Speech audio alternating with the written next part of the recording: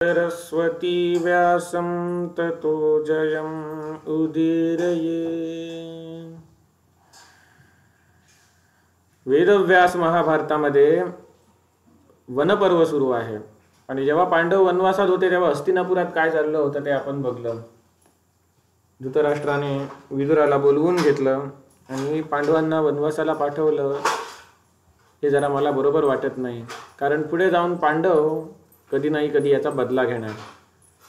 म्हणून धृतराष्ट्र घाबरला आणि विदुराला सांगितलं, काय बाबा याच्यावरती उपाय आहे सांग. तर विदुराने सांगितलं की तुम्ही पांडवांना परत तुमच्याकडे बोलवा आणि त्यांचा वाटा त्यांना पुन्हा द्या. यातच तुमचंही कल्याण आहे आणि कौरवांचं सुद्धा कल्याण आहे. हस्तिनापूरचं भवितव्य सुरक्षित आहे. नाहीतर जर ते चिडले तर काही खरं नाही. गांडीवधारी अर्जुन, पराक्रमी अर्जुन, ताकदवर भीम हे ज्या सैन्यात आहेत त्या सैन्याचं बळ किती आहे. अशा प्रकारे जे विदुर बोलू लागला तर धृतराष्ट्राने त्याला हाकलून दिलं, जा तुला माझी गरज नाही, वाटेला लाग, त्या पांडवांकडेच जा, ते तुला प्रिय आहेत असं समजून विदुरांना घालवून दिलं. विदुर परत पांडवांकडे आले, जे काय घडलं ते सांगितलं आणि त्यानंतर तिकडे धृतराष्ट्राला आठवण येऊ लागली. विदुर नेहमी माझ्या हिताचंच बोलायचा, ज्याने जे जे काय आतापर्यंत बोललं ते सगळं हिताचंच होतं माझ्या. धृतराष्ट्राला खूप आठवण येऊ लागली, इतकी आठवण येऊ लागली की आठवणीत धृतराष्ट्र उभा असलेला जमिनीवरून खाली कोसळला. पाणी वगैरे शिंपडून त्यांना पुन्हा शुद्धीवर आणलं गेलं आणि विदुरांना बोलवण्यासाठी त्यांनी निरोप दिला संजयाकडे आणि संजयाने जाऊन विदुरांना पुन्हा बोलवून आणलं. विदुरांनी काही युधिष्ठिरला शिकवणी दिल्या आणि त्या शिकवणीचं युधिष्ठिराने पालन केलं. त्या कोणत्या होत्या शिकवणी? तर आग, छोटीशी ठिणगी, छोटीशी आग, छोटे छोटे गवत, छोट्या छोट्या काड्या लावून मोठी केली जाते. त्याप्रमाणे आपण आपलं जरी सैन्य आता काहीच नसलं, तुम्ही 5च पांडव जरी असला तरी हळूहळू तुम्ही मैत्री करायला घ्या, सैन्य हळूहळू गोळा करा. जशी छोटी छोटी आग सुद्धा मोठी होऊ शकते तशी आपलं छोटासा समुदाय सुद्धा भरपूर मोठं सैन्य होऊ शकतं. अशा प्रकारे त्यांना शिकवण दिली होती. आणि त्यानंतर विदुरांना पुन्हा धृतराष्ट्राने बोलवलं, कडकडून भेटला त्यांना. धृतराष्ट्राने माफी मागितली आणि धृतराष्ट्राने पुन्हा विदुराला बोलवलं. हे बघून कर्ण, दुःशासन, शकुनी आणि दुर्योधन ही जी काय चांडाळ चौकडी होती त्यांना वाईट वाटले आणि त्यामध्ये त्यांनी ठरवलं की जोपर्यंत पांडव वनवासात आहेत त्यांच्याकडे सैन्य नाही आहे तोपर्यंत आपण त्यांना खलास करून टाकलं पाहिजे. म्हणून हे सगळे पांडवांना मारण्यासाठी जायला निघाले, शस्त्रे वगैरे घेऊन, रथे वगैरे घेऊन. आणि त्याचवेळी त्यांचं हे वाईट इंटेन्शन आहे ते जाणून त्या ठिकाणी वेदव्यास प्रकट झाले आणि वेदव्यासांनी त्यांना त्या चांडाळ चौकडीला पकडले आणि त्यांना पाठी पाठवले आणि धृतराष्ट्राकडे घेऊन गेले. आणि वेदव्यास म्हणाले, हा बघ तुझा नीच पुत्र दुर्योधन बघ काय करतोय, तो तिकडे पांडवांची कळ काढायला जातोय.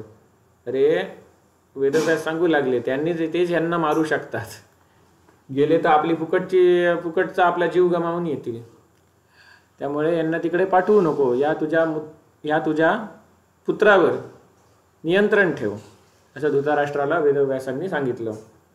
आणि वेदव्यासांनी हे सुद्धा सांगितलं, हा जेव्हा दुर्योधन जन्माला आलेला तेव्हा आम्ही तुला आधीच सांगितलं होतं पण तू आमचं ऐकलं नाहीस.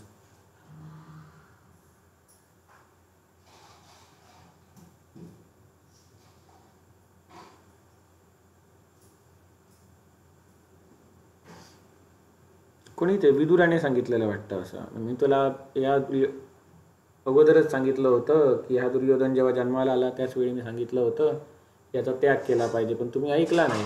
तर या एकामुळे उरलेले तुमचे सगळे पुत्र 99 पुत्रांना जीव गमवावा लागेल या एकामुळे. म्हणून याचा त्याग करा, बाकीचे 99 वाचतील. पण काय धृतराष्ट्र ऐकला नाही. तर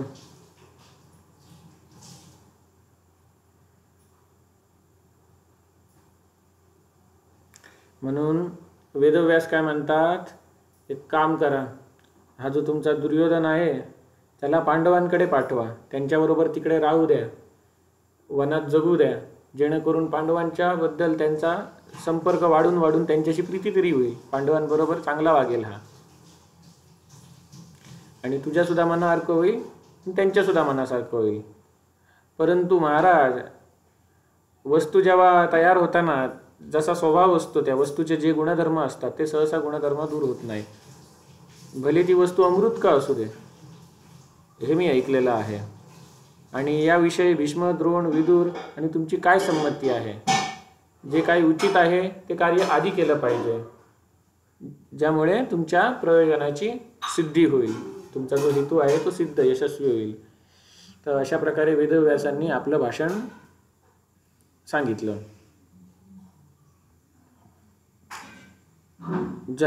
इथे वस्तूचं उदाहरण देऊन त्यांनी काय सांगितलं, तर जन्मतः जो स्वभाव असतो तो सहसा दूर होत नाही. तर पुढे धृतराष्ट्र म्हणाला, वेदव्यासांना सांगतोय भगवान, हा जो जुगाराचा खेळ झाला तो मला सुद्धा पसंत नव्हता, परंतु मी असे समजतो की विधातानेच मला बळपूर्वक खेचून या कार्यामध्ये लावले. भीष्म, द्रोण, विदुर यांना सुद्धा ह्या द्यूत खेळाचं म्हणजे जुगाराचं आयोजन चांगलं वाटत नव्हतं. गांधारी सुद्धा म्हणत होती की हे योग्य नाही आहे, परंतु मी मोहात पडून त्यांचं ऐकलं नाही आणि या सगळ्यांना कौरव पांडवांना त्या जुगारामध्ये लावलं. भगवान प्रियव्रत, मी हे जाणतो की दुर्योधन अविवेकी आहे. विवेक म्हणजे काय, चांगलं काय, वाईट काय, काय केल्याचे काय परिणाम होणार, काय केल्याचे काय चांगले परिणाम होणार आणि ते कृत्य केल्याचे काय वाईट परिणाम होणार, या दोघांना ओळखणे, या दोघांना काय करणे, सेपरेट करून ओळखणे, त्याला काय म्हणतात, विवेकी. आणि जो एखादे कर्म केल्याने त्याचे काय चांगले परिणाम होतील आणि काय वाईट परिणाम होतील हे त्याला समजत नाही, त्याला काय म्हणतात, अविवेकी.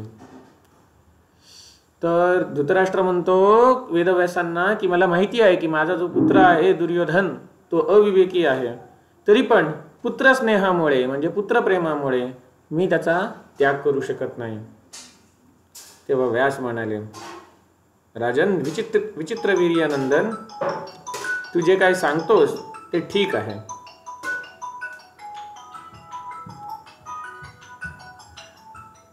तेव्हा व्यास म्हणाले, राजन विचित्रवीर्यानंदन, तू जे काही सांगतोस ते ठीक आहे. आम्हाला माहिती आहे की पुत्र म्हणजे खूप आपल्याला आवडतो, पुत्र म्हणजे प्रिय वस्तू असे सांगतात. म्हणजे पुत्र, प्रत्येकाला आपला पुत्र खूप प्रिय वाटतो. पुत्रापेक्षा मोठं या जगामध्ये वडिलासाठी काहीच नाही, बापासाठी आपल्या पुत्रापेक्षा मोठं या जगामध्ये काहीच नाही. आणि सुरभीने, गौमाता सुरभीने तर आपल्या पुत्रासाठी अश्रू वाहले होते, सुरभीने तर आपल्या पुत्रासाठी अश्रू वाहले होते. आणि इंद्राला ही गोष्ट समजावून सांगितली होती की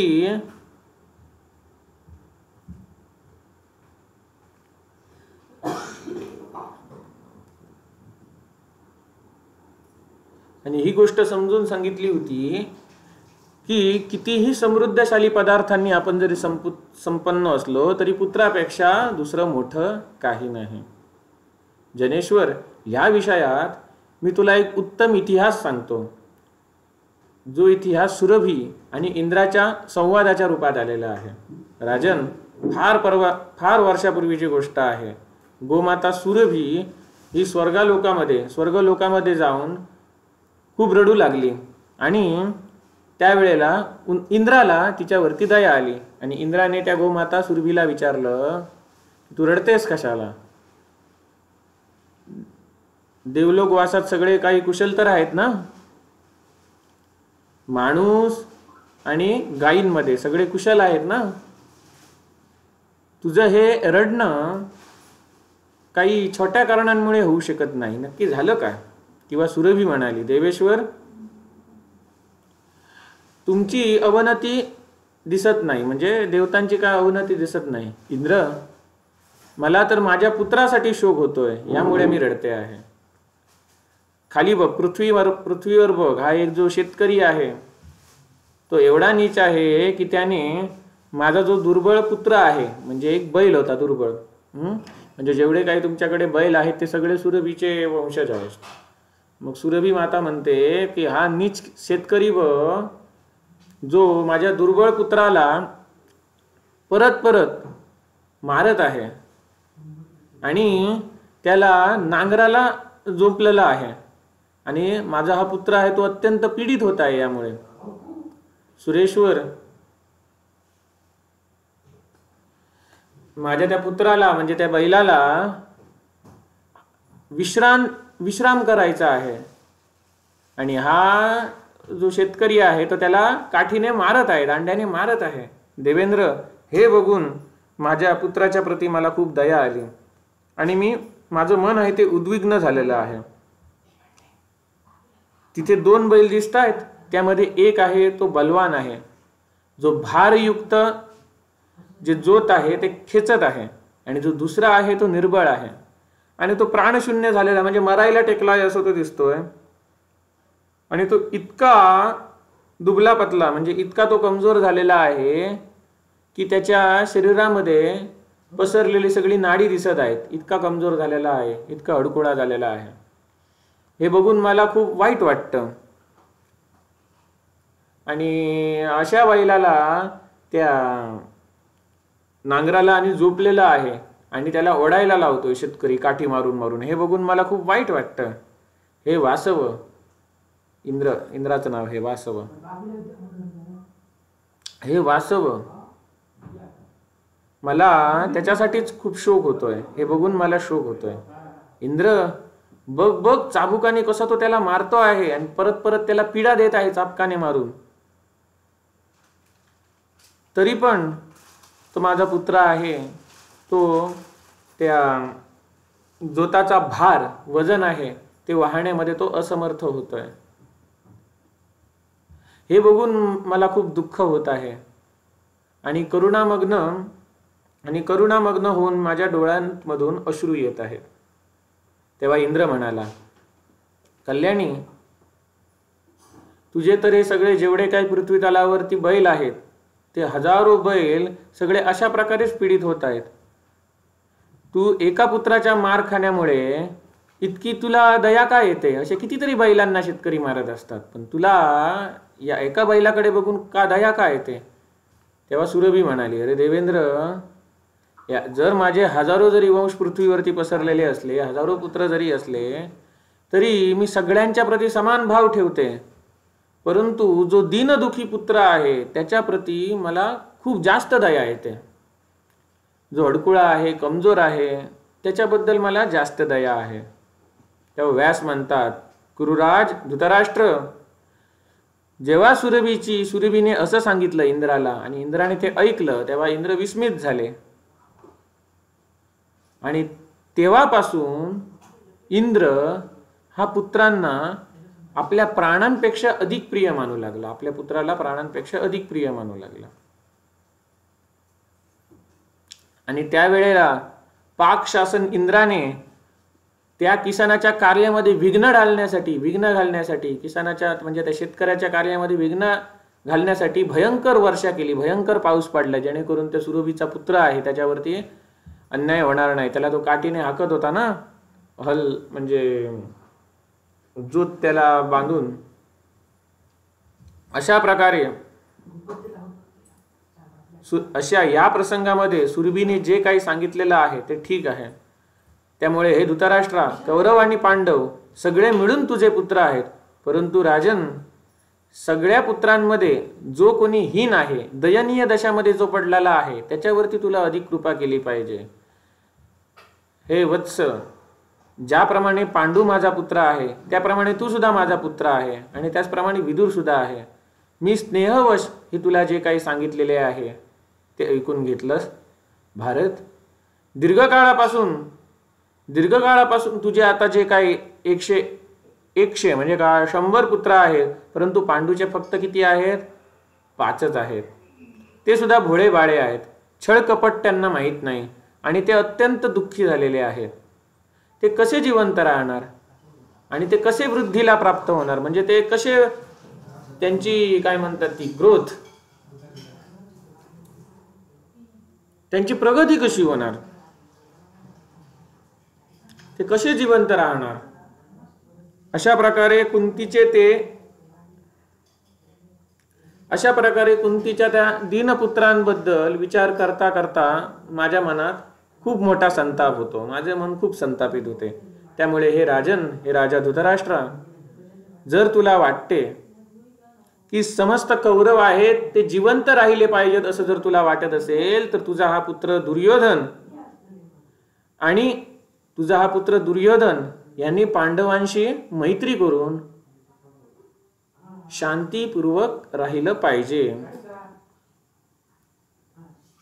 आणि धृतराष्ट्र म्हणू लागला, महाप्राज्ञ मुने, तुम्ही जे काही सांगता ते ठीक आहे, मी सुद्धा याला बरोबर मानतो. आणि सगळे राजा लोक आहेत ते सुद्धा याचं अनुमोदन करतात. मुने, तुम्ही तेच उत्तम मानता जे कुरुवंशाचा अभ्युदयाचे कारण आहे. कुरुवंशाचा अभ्युदय होईल तेच तुम्ही काय उत्तम मानता. त्यामुळे हे मुनी, तुम्ही जे काही सांगता तीच गोष्ट विदुर, भीष्म आणि द्रोणाचार्यांनी सुद्धा मला सांगितलेली आहे. जर तुमचा माझ्यावरती अनुग्रह असेल आणि कौरव कुळावरती तुमची जर दया असेल, तर तुम्ही माझ्या दुरात्मा पुत्राला दुर्योधनाला स्वतः शिक्षित करा, त्याला तुम्ही स्वतः उपदेश द्या. तेव्हा व्यास म्हणाले, राजन, महर्षी भगवान मैत्रेय येत आहेत. 5ही पांडव बंधूंना मिळून आता ते आम्हाला भेटायला इथे येत आहेत. 5ही पांडव बांधवांना भेटून आता ते इथे आम्हाला भेटायला येत आहेत. महाराज, हे जे महर्षी येत आहेत ते या कुळाच्या शांतीसाठी तुझ्या पुत्राला दुर्योधनाला यथायोग्य शिक्षण देतील. आता दुर्योधन को स्वयं शिक्षा दीजिए. ते शिक्षा दीजिए म्हणजे मराठीत शिक्षा देणे गोष्ट निराळी. इथे शिक्षा शब्दाचा अर्थ काय आहे? शिक्षण आहे. म्हणजे दुर्योधनाचे वडील धृतराष्ट्र व्यासांना म्हणाले, मला माहिती आहे तुम्ही बरोबर सांगता, भीष्म, विदुर, द्रोणाचार्य सुद्धा मला हेच सांगत आलेले आहेत, पण तुम्हीच माझ्या दुरात्मा पुत्राला दुर्योधनाला काहीतरी शिकवण द्या, तुम्हीच त्याला समजावा. मग वेदव्यास म्हणतात, इथे आता मैत्रेय येत आहेत, मैत्रेय ऋषी, तेच तुझ्या मुलाला शिकवण देतील. गुरुनंदन, मैत्रेय जे काही सांगणार त्याचं निशंक होकर त्याचं तुम्ही पालन करा. म्हणजे मैत्रेय जे काही सांगतील त्याच्यावरती तुम्ही संशय घेऊ नका, त्याचं पालन करा. जर त्यांनी सांगितलेल्या कार्याची अवहेलना केली गेली तर ते कुपित होऊन तुझ्या पुत्राला शाप मात्र देतील, हे लक्षात ठेव. त्या वैशंपायन म्हणाले, जन्मेजय, अशा प्रकारे व्यासांनी सांगितलं आणि व्यास आपल्या ठिकाणी जायला तपस्येला निघाले. आणि मैत्रेय तिकडून येताना दिसले. राजा धृतराष्ट्राने पुत्रांसहित त्यांचा सत्कार केला, त्यांचा स्वागत सत्कार केला आणि त्यांना आपल्याकडे बोलवून आणलं. पाद्य, अर्घ्य आदी उपचारांद्वारे त्यांचे पूजन केले आणि मुनिश्रेष्ठ मैत्रेय विश्राम करायला बसले. त्यावेळी अंबिकानंदन राजा धृतराष्ट्राने नम्रतापूर्वक विचारले, भगवान, या कुरुदेशामध्ये तुमचं आगमन सुखपूर्वक तर झालं ना? वीर भ्राता 5ही पांडव कुशल आहेत ना? ते पांडव आपल्या प्रतिज्ञेवरती, म्हणजे 12 वर्ष वनवास, 1 वर्ष अज्ञातवासाची जी प्रतिज्ञा घेतली, जुगाराच्या वेळी प्रतिज्ञा घ्यायला लावली, त्या प्रतिज्ञेवरती स्थिर राहायला बघतात का? ती प्रतिज्ञा त्यांना टिकवून ठेवायची आहे का? या कौरवांमध्ये, पांडवांमध्ये, म्हणजे पांडव आहेत ते सुद्धा कुरुचेच वंश आहेत. यांचा पूर्वज कौरव पांडव दोघांचा, दुर्योधन आणि पांडव दोघांचा खूप मागचा पूर्वज कोण? राजा कुरु, म्हणून ते कौरव म्हणून ओळखले जातात. मग या कौरवांमध्ये भ्रातृभाव अखंड बनून राहील का? तेव्हा मैत्रेय म्हणाले, राजन, मी तीर्थयात्रेच्या निमित्ताने फिरत अकस्मात कुरुजांगल देशात गेलो आणि काम्यक वनामध्ये धर्मराज युधिष्ठिरा बरोबर माझी भेट झाली होती. प्रभू, जटा आणि मृगचर्म धारण करणारे, तपोवनामध्ये निवास करणाऱ्या त्या महान धर्मराजाला बघून तिथे खूप सारे मुनी तिथे आले होते.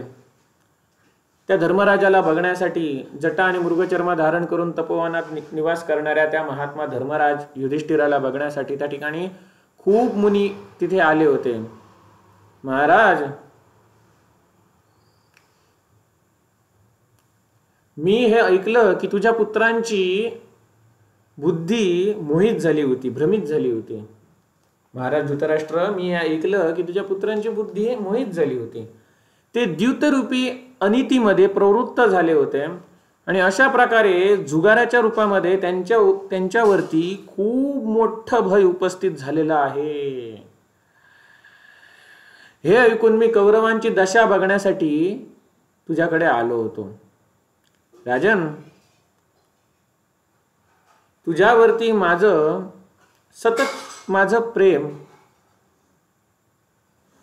सतत माझं स्नेह आणि प्रेम अधिक आहे. त्यामुळे महाराज धृतराष्ट्रा, तुझ्या आणि भीष्म जोपर्यंत तू आणि भीष्म जोपर्यंत जीवित आहे तोपर्यंत तुझे पुत्र आपापसात विरोध करतील असं मला वाटत नाही. महाराज धृतराष्ट्र, तू स्वतः या सर्वांना बांधून नियंत्रणात ठेवण्यासाठी खांबाप्रमाणे आहेस. तरी सुद्धा हे घोर अन्यायाची उपेक्षा का करत आहेत? अशा प्रकारचा घोर अन्याय होताना दिसतोय, तरी याची उपेक्षा तू का करत आहेस? तू तर या सर्वांना, कौरव पांडवांना बांधून यांच्यावरती नियंत्रण ठेवून यांना बांधणाऱ्या खांबाप्रमाणे आहेस. तरी सुद्धा मोठा अन्याय होतो हे बघून सुद्धा तू या अन्यायाची उपेक्षा का करतोयस? हे कुरुनंदन, तुझ्या सभेमध्ये, तू स्वतः राजा असून तू ज्या सभेमध्ये आहे त्या सभेमध्ये डाकूंप्रमाणे दस्यू म्हणजे कोण डाकू, त्या डाकूंप्रमाणे जो काही वर्ताव झाला त्याचं कारण तुझ्यासारख्या तपस्वी मुनींच्या समुदायामध्ये हे शोभत नाही. ते वैशंपायन म्हणाले, जन्मेजय, त्यानंतर महर्षि मैत्रेय अमर्षशील राजा दुर्योधन की ओर मुड़कर उससे मधुरवाणी में इस प्रकार बोले. आणि इतकं धृतराष्ट्राला सांगल्यानंतर मैत्रेयांनी दुर्योधनाकडे बघितलं आणि मधुरवाणीमध्ये दुर्योधनाला म्हणाले. मैत्रेय म्हणाले, महाभाऊ दुर्योधन, तू वक्त्यांमध्ये श्रेष्ठ आहेस. मी जे काही सांगतो ती माझी एक गोष्ट ऐक बाबा. महाभाग, तुझ्या हितासाठी मी ही गोष्ट सांगतोय. राजन, तू पांडवांशी द्रोह करू नको. नरश्रेष्ठ, स्वतःच, पांडवांचे आणि कुरुकुळाचे, संपूर्ण जगाचे प्रिय साधन कर. सगळ्यांचं भलं होऊ दे. माणसांमध्ये जे श्रेष्ठ पांडववीर आहेत, माणसांमध्ये पांडव शूरवीर आहेत, श्रेष्ठ आहेत, पराक्रमी आहेत, युद्धकुशल आहेत, त्यांच्या सगळ्यांमध्ये 10,000 हत्तींचं बळ आहे. त्यांचं शरीर वज्राप्रमाणे दृढ आहे. ते सगळेच्या सगळे सत्यव्रतधारी आहेत आणि आपल्या पौरुषावर अभिमान राखणारे आहेत. इच्छानुसार रूप धारण करणारे देवद्रोही हिडिंब आणि राक्षस, त्याचप्रमाणे राक्षस जातीय किरमिरचा वध सुद्धा त्यांनी केलेला आहे. इच्छानुसार रूप धारण करणारा देवद्रोही हिडिंब म्हणजे देव सुद्धा त्याला पराभूत करू शकले नव्हते. त्या हिडिंबाला पांडवांनी पराभूत केलं. कोणी केलं? भीमाने, भीमसेनने. आणि त्याचप्रमाणे राक्षस जातीय किरमिरचा वध सुद्धा त्याने केला. कोणी केला? पांडवांनी केला. मग पुढे विचारणार धृतराष्ट्र, त्या किरमिरचा वध कसा काय केला भीमाने? तेव्हा मैत्रेयजी सांगणार. तर मैत्रेयजी पुढे म्हणतात, इथून ज्या रात्री जेव्हा महात्मा पांडव वनवासाला जात होते त्यावेळी त्यांचा मार्ग रोखून भयंकर पर्वतासमान एक विशालकाय किरमिर त्यांच्या समोर उभा झाला. युद्धाची श्लाघा म्हणजे युद्धाची आशा बाळगून बलवानांमध्ये श्रेष्ठ भीमसेनने त्या राक्षसाला बळपूर्वक पकडलं आणि पशुप्रमाणे त्याचप्रमाणे मारलं ज्याप्रमाणे वाघ छोट्या हरणाला मारून टाकतो.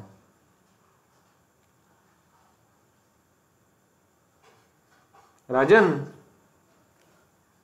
बघ, दिग्विजयाच्या वेळी म्हणजे पांडवांनी संपूर्ण भारतवर्षामध्ये, संपूर्ण पृथ्वी तलावरती विजय मिळवला होता आणि त्यानंतर राजसूय यज्ञ केलं होतं, त्यावेळीची आठवण काढून सांगतात मैत्रेय. राजन बघ, दिग्विजयाच्या वेळी भीमसेनाने त्या महान धनुर्धर राजा जरासंधला सुद्धा युद्धामध्ये मारून टाकलं. ज्याच्यामध्ये 1000 हत्तींचं बळ आहे, ज्याच्यामध्ये 1000 हत्तींचं बळ होतं, त्या जरासंधाला सुद्धा भीमसेनने मारून टाकलं दिग्विजयाच्या वेळी. आणि हे सुद्धा लक्षात ठेव की वसुदेवाचा पुत्र भगवान श्री कृष्ण संबंधी त्यांचा आहे, तो त्यांचा नातेवाईक आहे. वसुदेव पुत्र श्री कृष्ण हा त्यांचा नातेवाईक आहे. आणि त्याचप्रमाणे द्रुपदाचे सगळे पुत्र हे त्यांचे मेव्हणे आहेत. म्हातारपण आणि मृत्यूच्या वशामध्ये राहणारा कोण मनुष्य युद्धामध्ये त्या पांडवांचा सामना करू शकतो? हे भरतकुळ भूषण, अशा पराक्रमी पांडवांबरोबर तुला शांतीपूर्वक मिळूनच राहिलं पाहिजे. राजन तू मी जे काही सांगतोय ते ऐक, रागाच्या वशीभूत होऊ नको, क्रोधाच्या वशीभूत होऊ नको, मी जे काही सांगतोय ते ऐक. त्या वैशंपायन म्हणाले, राजा जन्मेजय, जेव्हा मैत्रेयांनी अशा प्रकारे सांगलं तेव्हा दुर्योधन हसला आणि हत्तीच्या सोंडेप्रमाणे आपल्या जांघेवरती म्हणजे मांडीवरती हात मारला. हात मारून तो हसला खोईं करून आणि आपल्या पायाने पृथ्वीला म्हणजे आपल्या पायाने जमीन कुरतडू लागला, आपल्या पायाने जमीन घासू लागला. मैत्रेयांनी असं सांगितलं तेव्हा इंद्र आपल्या मांडीवरती हात ठोकून हसला आणि जमीन जोराजोरात घसटू लागला पायाने. त्या दुर्बुद्धी दुर्योधनाने मैत्रेयांना काहीच उत्तर दिलं नाही. आपले जे तोंड आहे ते खाली घेऊन चुपचाप होता, म्हणजे तो काही करून हसला नाही. असे आपण हे म्हणतो ना, काय सांगतात मला, असं समजून तो गालातल्या गालात हसला आणि आपला हात होता तो मांडीवरती हाताने मांडीवरती थाप मारली आणि पायाने जमीन जोराजोरात घासू लागला, म्हणजे त्याला राग आला होता. त्या दुर्बुद्धी दुर्योधनाने मैत्रेयांना काहीच उत्तर दिलं नाही आणि तो गपचूप तिथे उभा राहिला. आणि राजा जन्मेजय मैत्रेयाने त्यावेळी बघलं की हा दुर्योधन काही ऐकायला इच्छित नाही, काही ऐकणार नाही. तो आपल्या आपला पाय जमिनीवरती घासत होता. हे बघून त्यांच्या मनामध्ये क्रोध उत्पन्न झाला, क्रोध जागला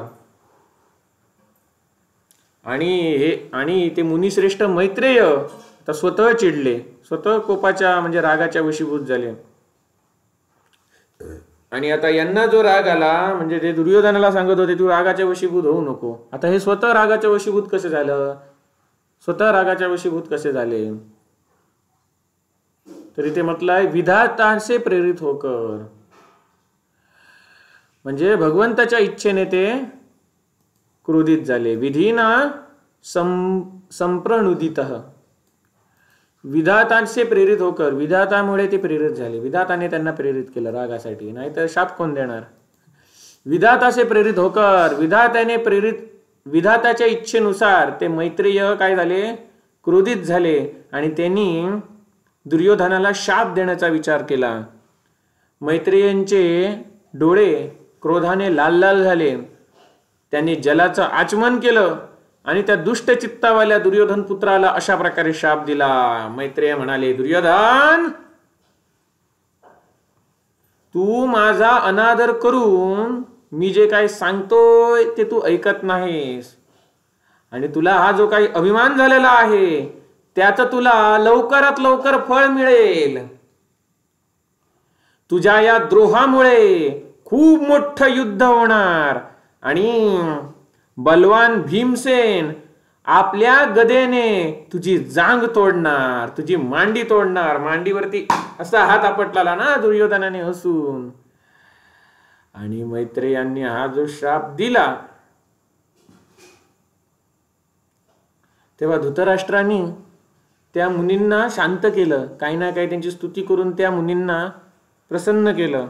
आणि धृतराष्ट्र म्हणाला, भगवन भगवन असं होऊ नये, असं होऊ नये. तेव्हा मैत्रेय म्हणाले, राजन उशाप देतो, जेव्हा तुझा पुत्र शांती धारण करेल, म्हणजे पांडवांशी वैर विरोध न करता त्यांच्याशी मिळून मिसळून राहील, तेव्हा हा शाप त्याच्यावरती लागू होणार नाही.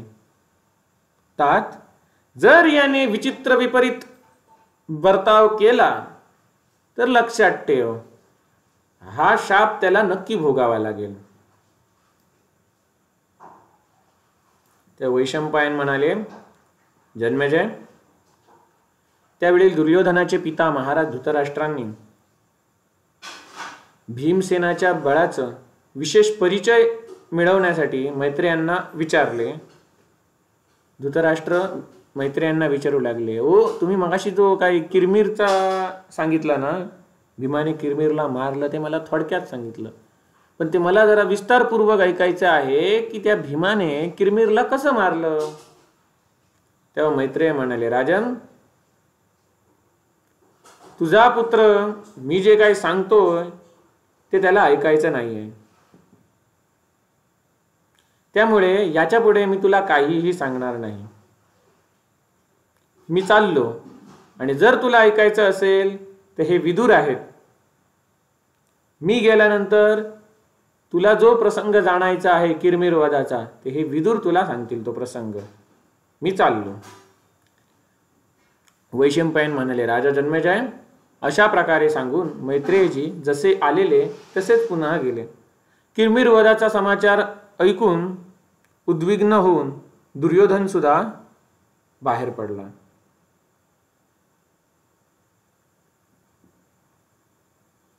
आता हे वनपर्वातलं एक उपपर्व सुरू होतं, किरमीर वध पर्व. हा किरमीर आणि हे नक्की काय झालेलं ते आता समजणार. किरमीराचं प्रकरण काय ते.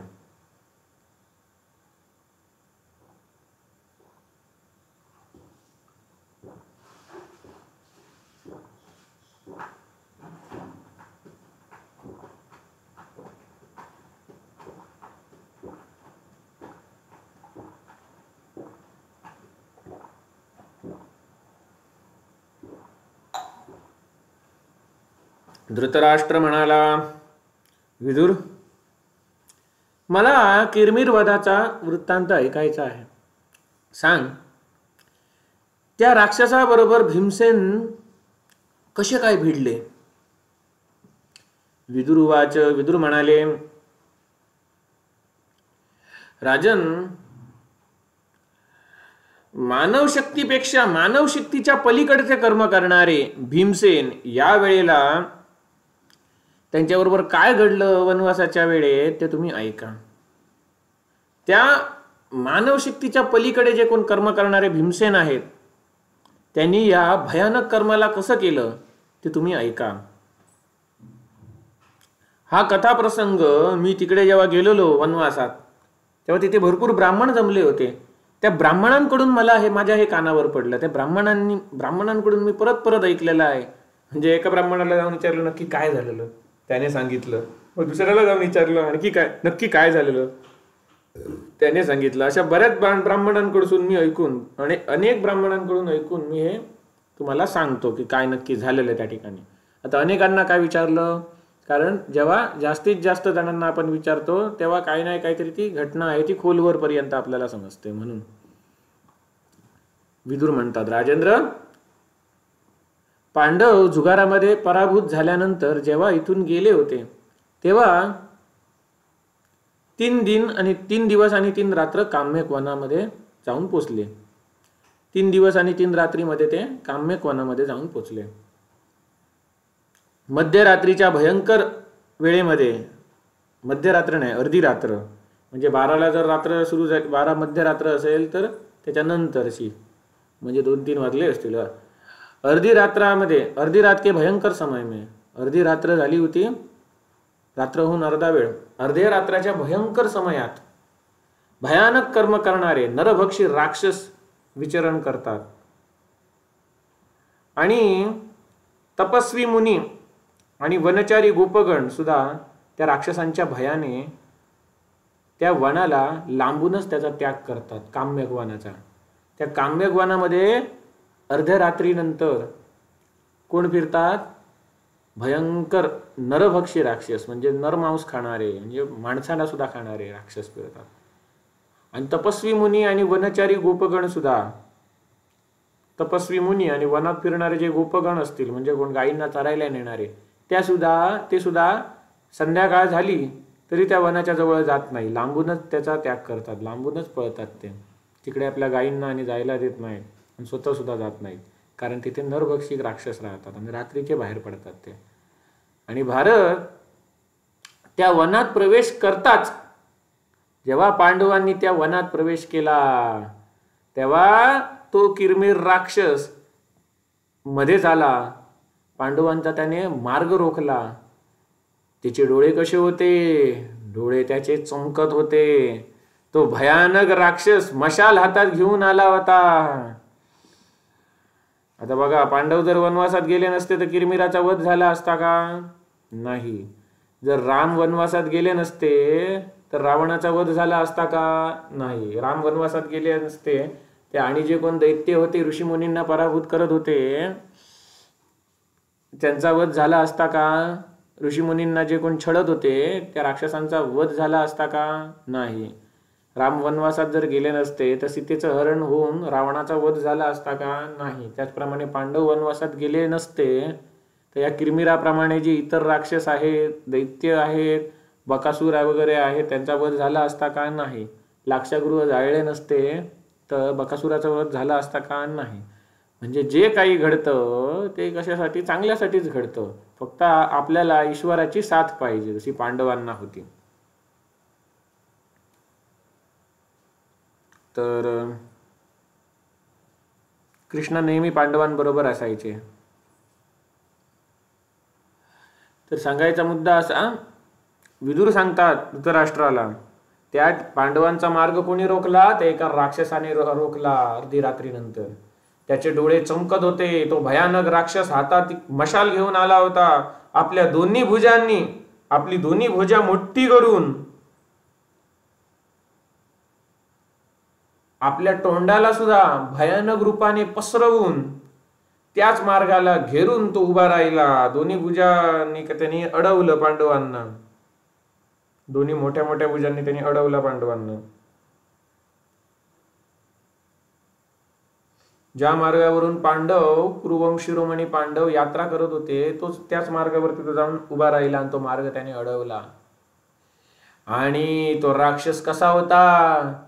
तर त्याच्या 8 दाढे तोंडाच्या बाहेर आले होते, स्पष्ट दिसत होते. डोळे क्रोधाने लाल लाल झाले होते. आणि त्याच्या डोक्यावरचे केस होते ते असे वरती झालेले होते. आजकाल ती फॅशन आहे पोरांमध्ये. त्यानंतर त्याचे वरचे जे ओठ आहेत ते उठलेले होते असे. आणि तो कसा प्रज्वलित जाणत, म्हणजे प्रज्वलित आगीप्रमाणे दिसत होता.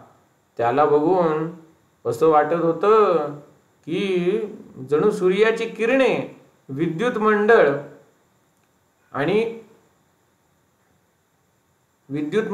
आणि बकपंक्तीय, म्हणजे जे बगळे असतात त्यांच्या पंक्तींबरोबर त्यांच्यामध्ये जसे ढग शोभा देतात, ढगांची सुशोभित, ढग जसे सुशोभित होतात तसे सुशोभित होतात असं वाटू लागलं.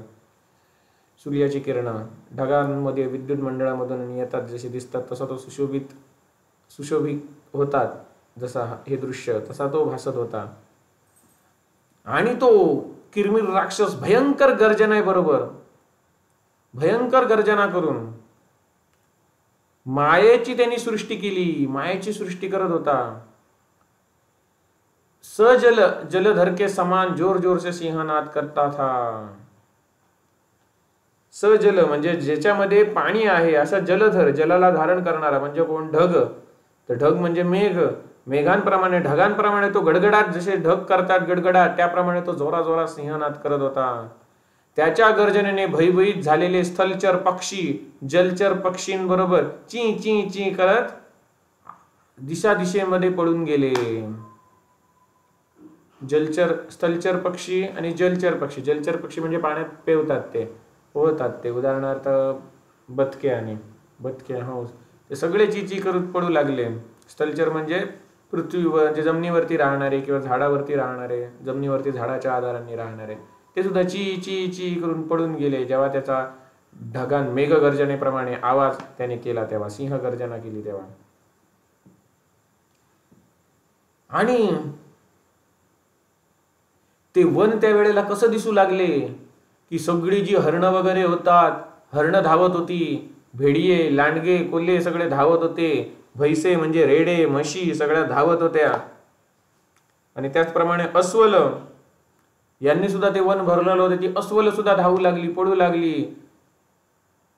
अशा प्रकारे त्या राक्षसाच्या गर्जनेने ते वनाची अवस्था झाली. आणि ते राक्षसाची गर्जना ऐकून हे पशुपक्ष्यांसहित वन सुद्धा पळत आहे असं ते भासू लागलं.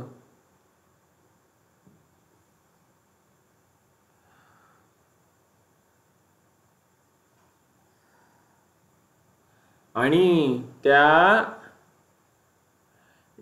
जे काही ते पशुपक्षी धावत आहेत, आता आपल्या बाजूने एक जर गाडी गेली तर वारा आपल्याला येतो, बरोबर. तसे जे सगळे पशुपक्षी धावत आहेत, तर त्याच्यामुळे जी हवा येत होती, त्यामुळे काय, ताम्रवर्णाच्या पल्लवरूपी बाहोंद्वारा सुशोभित दूर की लताएं भी मानो वृक्षों से लिपटी जाती थी.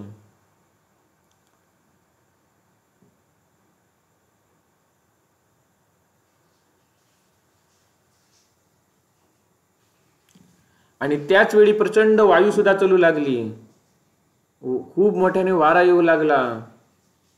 आणि तो जो काही त्यावेळेला जी काही धूळ उडत होती, सगळे धावत आहेत पशुपक्षी, त्यामुळे आकाश होतं ते सुद्धा आच्छादित झालं. आणि त्या धुळीमध्ये तारे सुद्धा दिसायचे नाही झाले त्या धुळीमुळे. म्हणजे कसं व्यासांनी वर्णन केलेलं आहे बघा प्रसंगाचं. ज्याप्रमाणे पाचही इंद्रियांना अकस्मात अतुलित शोकावेश प्राप्त होतो, त्या प्रकारे पाचही पांडवांना तो तुलनारहित महान शत्रू सहसा त्यांच्याजवळ येऊन पोचला. म्हणजे पाचही इंद्रियांना जेव्हा आपण शोक म्हणजे आपण जेव्हा दुःख करत बसतो, रडत बसतो, तेव्हा आपली पाचही इंद्रियांना ते कसं होतं, अचानक अतुलित होतं. म्हणजे आपण तोलू शकत नाही इंद्रियांना जेव्हा आपण शोकामध्ये असतो त्यावेळेला. तसंच पाचही पांडवांना तुलनारहित महान शत्रू म्हणजे त्यांना तोलू शकत नाही, पाचही पांडवांना तोलू शकत नाही अशा प्रकारे भासणारा तो महान शत्रू त्यांच्या समोर येऊन पोचला. आणि पांडवांना त्या राक्षसाचा काय पत्ता नव्हता. म्हणजे त्यांना पहिले जाणवलं नाही तो आला. तो फक्त वनामध्ये त्यांना एवढं जाणवलं की सगळे पशुपक्षी पळू लागलेले आहेत, गर्जना कुठून तरी ऐकायला आली, सगळे पशुपक्षी पळू लागले आहेत, वारा सुटलेला आहे. आणि धुळीने सूर्यचंद्र सुद्धा काय, धुळीने रात्रीचा वेळ होता, चांदण्या सुद्धा काय नीट दिसत नाहीये, धुळीमुळे अस्पष्ट दिसत आहेत चांदणे. आणि त्या राक्षसाने मात्र दुरूनच पांडवांना कृष्ण मृगचर्म धारण करून येताना बघलं. आणि मैनाक पर्वताप्रमाणे त्या वनाच्या प्रवेशद्वाराला त्याने घेरलं.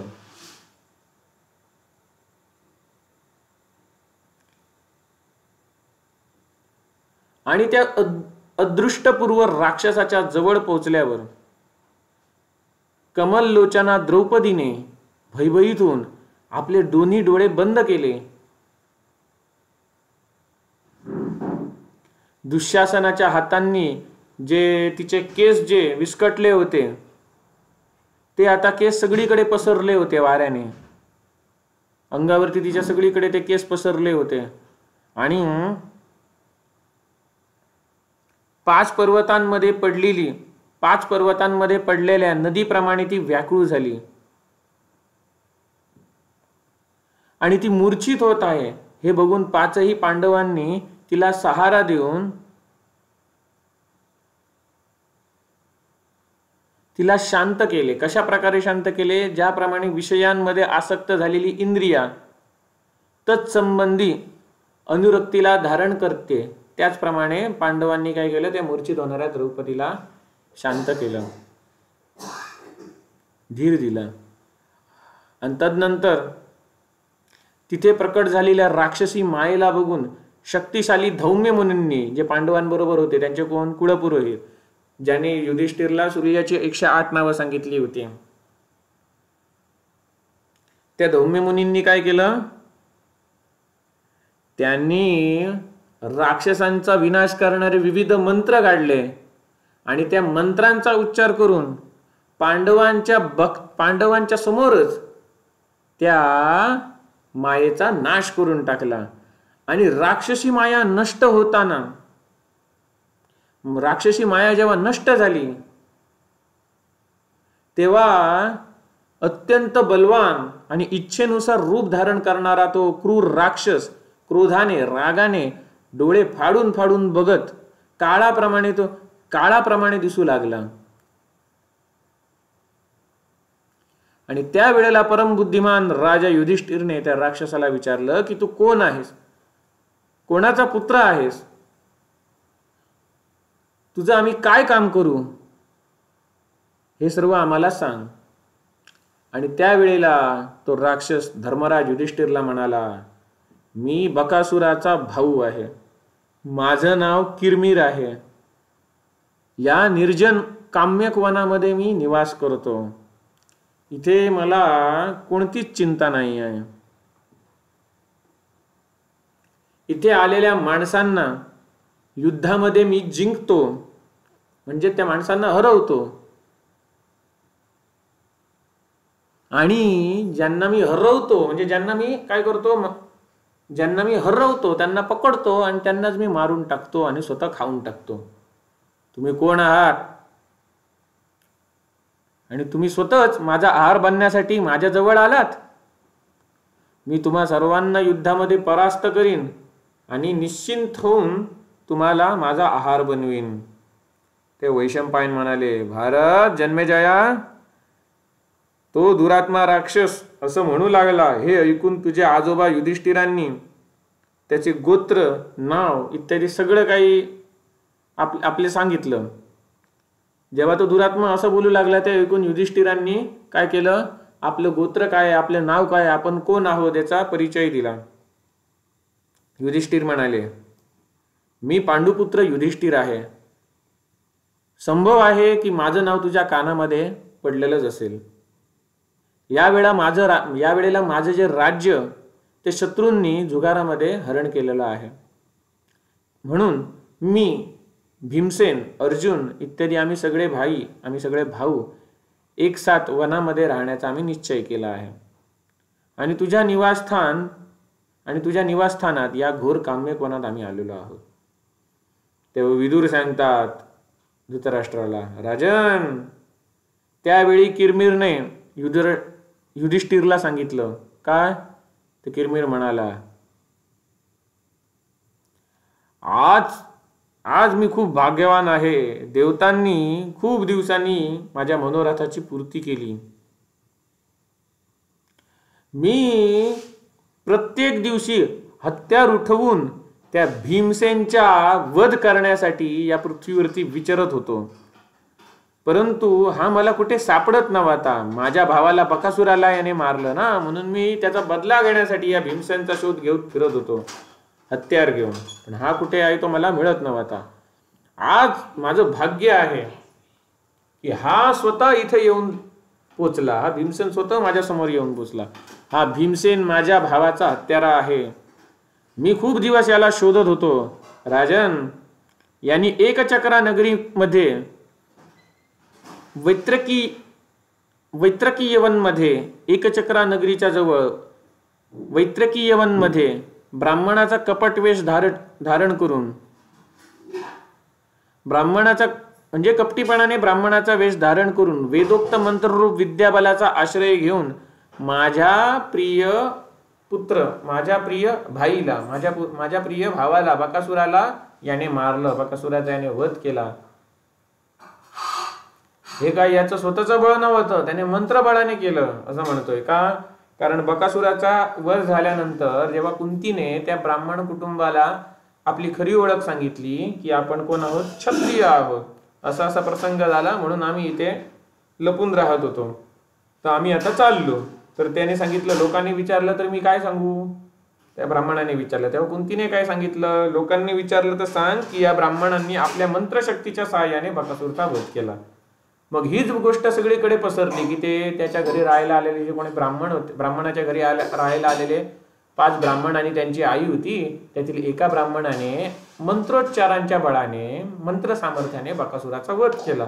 तीच जी गोष्ट होती ती आता या किरमिरच्या कानी पडली होती की आपला भाऊ बकासुराचा वध एका ब्राह्मणाने मंत्रोच्चार करून केला. हाच आहे का तो भीमसेन. तर तो किरमिर म्हणू लागला, याला युधिष्ठिरला सांगतोय, अशा प्रकारे वनात राहणारा माझा प्रिय मित्र हिडिंब, त्याला सुद्धा याच भीमसेनने मारलं आहे असं मी ऐकलेलं आहे, आणि त्याच्या बहिणीचं अपहरण सुद्धा यानेच केलं. हिडिंबाला मारलं. हिडिंब नावाचा राक्षस माझा मित्र होता, त्याला सुद्धा याच दुरात्मा भीमसेनने मारलं, आणि त्याची बहीण हिडिंबची बहीण हिडिंबा हिचं सुद्धा अपहरण केलं. ही तर खूप पूर्वीची गोष्ट आहे. तो हाच मूर्ख भीमसेन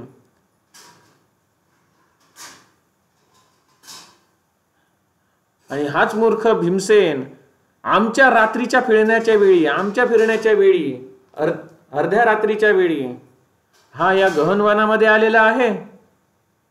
आज तर मी माझं जे पुराणं जुनं वैर आहे त्याचा मी आज बदला घेणार आहे, आणि याच्या प्रचूर रक्ताने बकासुराचं तर्पण करीन. म्हणजे काय, मी बकासुराचे श्राद्ध करीन, तर्पण करीन त्याचं. कसं, कशाद्वारे, तर या भीमसेनच्या रक्ताने, असा किरमिर म्हणतोय. राक्षसांसाठी कंटकरूप, राक्षसांचा काटा असलेल्या या भीमसेनला मारून मी आज माझा भाऊ बकासूर आणि मित्र हिडिंब यांच्या ऋणातून मुक्त होणार आणि मला शांती प्राप्त होणार. युधिष्ठिर, जर बकासुराने भीमसेनला जर सोडलं असेल अगोदर, तर आता तो वाचणार नाही. आज तर मी तुझ्या डोळ्यासमोरच या भीमसेनला खाऊन टाकणार. ज्याप्रमाणे महर्षी अगस्त्यांनी वातापी नामक महान राक्षसाला खाऊन पचवलं होतं, त्या पद्धतीने मी या भीमसेनला मारून खाऊन टाकणार आणि पचवणार सुद्धा. ही तुम्हाला मी सांगितली होती गोष्ट की जे वशिष्ठ अगस्ती होते, हे वातापी नामक महान राक्षसाला खाऊन पचवलेलं. मी तुम्हाला सांगितली होती वशिष्ठांची, वाटतं अगस्तींची, लक्षात नाही. ते कोणते 2 भाऊ राक्षस होते. ते काय करायचे, एक होता तो अन्न बनवायचा आणि दुसरा राक्षस त्या अन्नामध्ये मिसळून जायचा तसं रूप धारण करून, आणि ते ज्याला मारायचं आहे त्यांना ते अन्न नेऊन द्यायचे. मग ज्या माणसाने ते अन्न खाल्लं की आतमधला अन्नाच्या आतमध्ये मिसळलेला राक्षस त्या माणसाच्या पोटात जायचा आणि ते पोट फाडून बाहेर यायचं, आणि अशा प्रकारे ते काय करायचे, आपल्या शत्रूचा काटा काढायचे. मग जेव्हा त्यांनी त्या ऋषीमुनींना मारायचं ठरवलं तेव्हा ऋषीमुनींना त्यांनी ते दिलं खायला. ऋषीमुनींनी खाल्लं.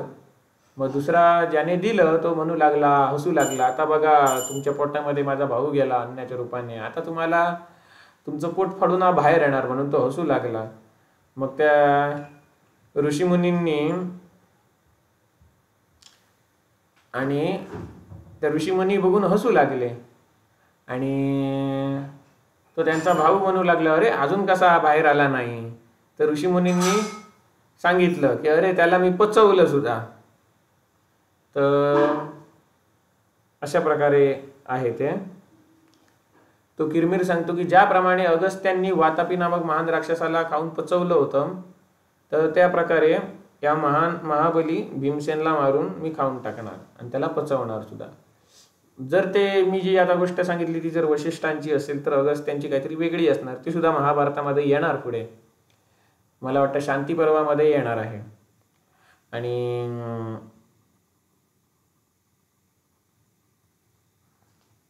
त्याच्या पुढे जो किरमिर होता तो सांगू लागला. किरमिरांनी जेव्हा असं सांगितलं तेव्हा धर्मात्मा आणि सत्यप्रतिज्ञ युधिष्ठिरांनी कुपित होऊन त्या राक्षसाला बरं अगदी तापवलं आणि सांगितलं असं कधीच होऊ शकत नाही. त्यानंतर महाभाऊ भीमसेनने मोठ्या वेगाने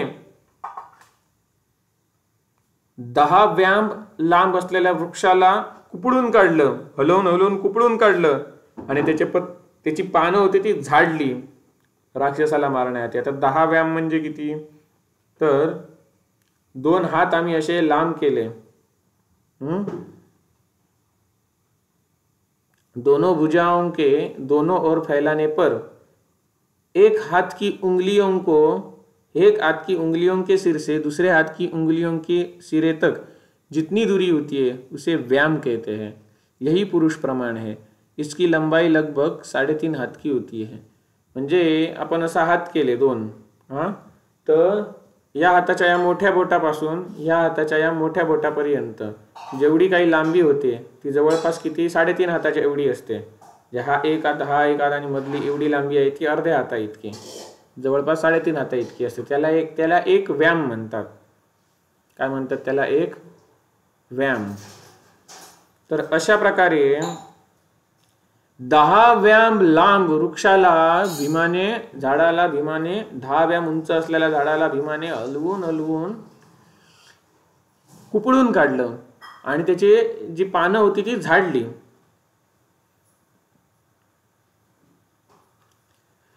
आणि दुसरीकडे विजयी अर्जुनाने काय केलं?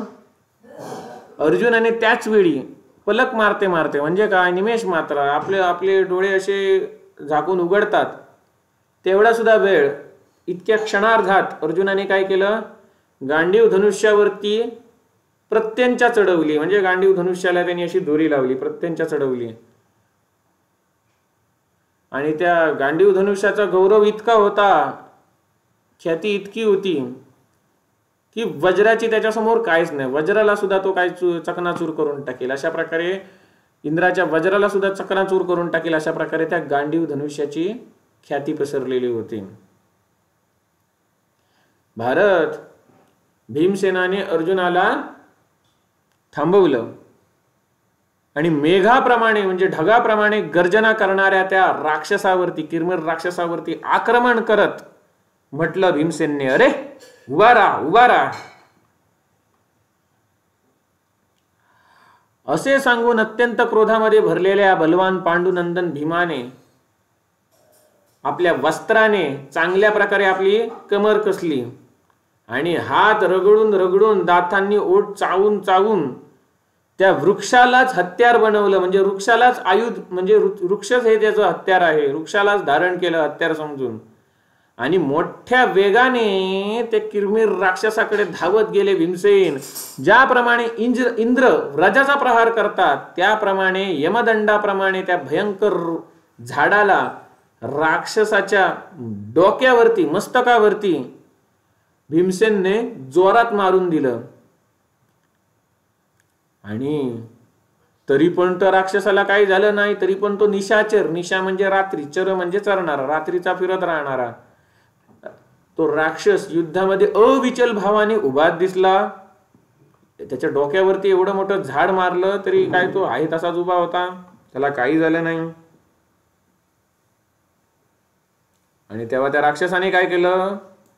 राक्षसाने प्रज्वलित वज्रासमाने एक जळणारा काठ भीमाच्या अंगावरती फेकला. परंतु योद्धांमध्ये श्रेष्ठ भीमसेनने त्या जळणाऱ्या काठला आपल्या डाव्या पायाने मारून त्याला अशा प्रकारे फेकलं की तो पुन्हा त्या राक्षसावरतीच जाऊन पडला. म्हणजे त्या पायाने लाथ मारली त्या काठावरती आणि तो काठ शेवटी जळणाऱ्या त्या किरमिर राक्षसावरतीच जाऊन पडला.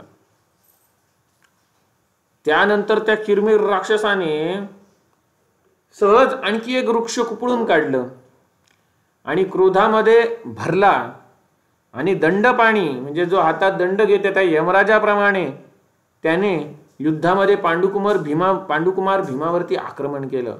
ज्याप्रमाणे पूर्व काळात त्या स्त्रीची म्हणजे तारेची अभिलाषा राखणाऱ्या वाली आणि सुग्रीव या दोन्ही भावांमध्ये भारी युद्ध झालं होतं. त्या प्रकारे त्या दोघांमध्ये म्हणजे कोणामध्ये, किरमिर आणि भीमसेन यांच्यामध्ये हे झाडाझाडांचं युद्ध होऊ लागलं. झाडाझाडाने एकमेकांना मारू लागले. आणि हे जे काही युद्ध होतं ते वनासाठी विनाशक होतं. झाडे तोडली तर वनाचा नाश होईल. म्हणून ज्याप्रमाणे दोन मतवाले हत्ती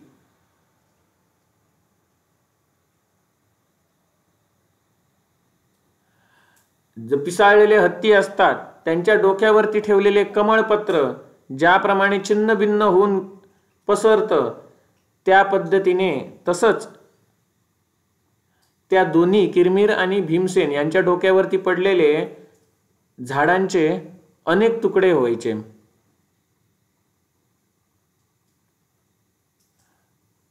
म्हणजे झाडं बिडं जेव्हा त्यांच्या टकल्यावरती आपटायचं, म्हणजे समजा किरमिरने भीमसेनच्या डोक्यावरती आपटली किंवा भीमसेनने किरमिरच्या डोक्यावरती आपटलं तर त्या झाडाचे तुकडे तुकडे व्हायचे.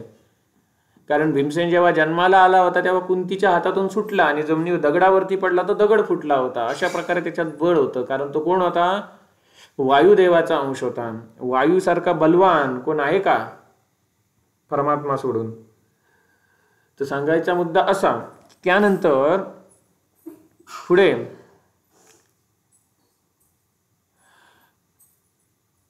त्यावेळी त्या महान वनामध्ये, काम्यक वनामध्ये बरीच वृक्ष होती, बरीच झाडे होती. ती मुंजाप्रमाणे जर्जर झाली होती. झाडं होती ती फाटलेल्या कपड्यांप्रमाणे इकडे तिकडे पसरलेली होती. आणि ते दृश्य जसं दिसत होतं. आणि भरतश्रेष्ठ हे कोण, विदुर सांगतात कोणाला, धृतराष्ट्राला. हे भरतश्रेष्ठ राजा धृतराष्ट्र त्यावेळी राक्षसराज किरमिर आणि मनुष्यांमध्ये श्रेष्ठ भीमसेन,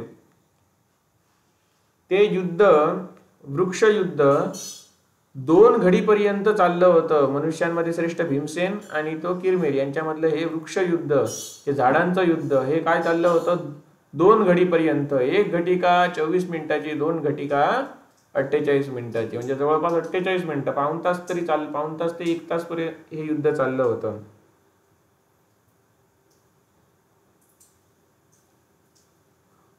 त्यानंतर त्या किरमिर राक्षसांनी कुपित होऊन एक मोठी शिळा, एक मोठा दगड उचलला आणि युद्धामध्ये उभे असलेल्या भीमसेनवरती फेकला.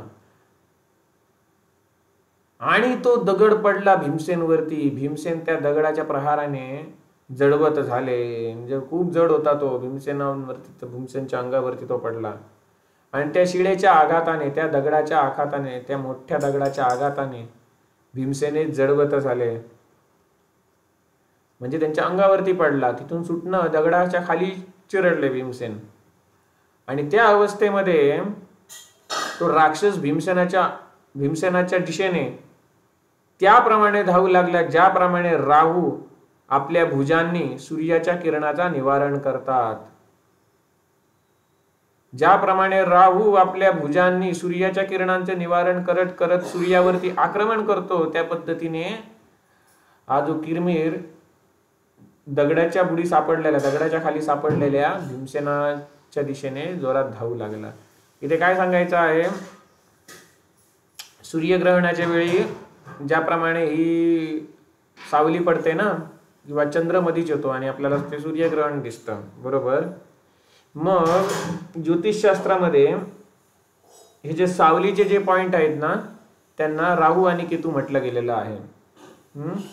म्हणजे ते खूप मोठं शास्त्र आहे. ते आता सांगत बसलो तर खूप वेळ जाणार. तर सांगायचा मुद्दा कसा, की जेव्हा राहू आहे तो सूर्याला ग्रसायला जातो तेव्हा सूर्यग्रहण घडून येतं. म्हणजे आपल्याला जे चंद्र मधीच येताना आणि दिसतो ती ही काय झाली, आधी भौतिक प्रक्रिया झाली. पण आदिदैविक प्रक्रिया म्हणजे काय, त्याच्या मागे काहीतरी कारण आहे. की जेव्हा राहू सूर्यदेवाला ग्रसायला जातो, आणि श्रीमद भागवत महापुराणामध्ये म्हटलं आहे की त्यावेळी जेव्हा भगवान विष्णू आपले सुदर्शन चक्र सोडतात, तेव्हा भगवान विष्णूंचे जे सुदर्शन चक्र आहे, त्या सुदर्शन चक्राच्या तेजाला घाबरून, त्या सुदर्शन चक्राच्या प्रभावाला घाबरून तो राहू सूर्याला सोडून देतो. तेव्हा सूर्याची किरणे पुन्हा पूर्ववत होतात. हे त्याच्या मागचं अध्यात्म आहे. असं असं घडतं. त्याच्यामुळे काय आपल्याला हा ग्रहणाचा प्रभाव दिसतो.